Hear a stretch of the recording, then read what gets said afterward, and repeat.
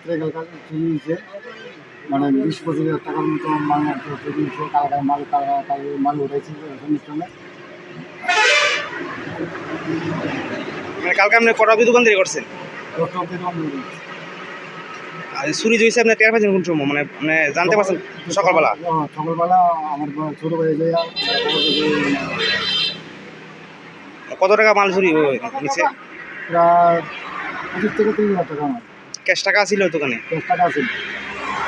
কত টাকা ছিল? 10 টাকা আছে প্রায় 4,000 মতো আছে। পুলিশকে আইছে? আর পুলিশ আছে। কি নাম নামটা? রবীন্দ্রনাথ আপনার দোকানটা কোন জায়গায়? দেড় মাথা।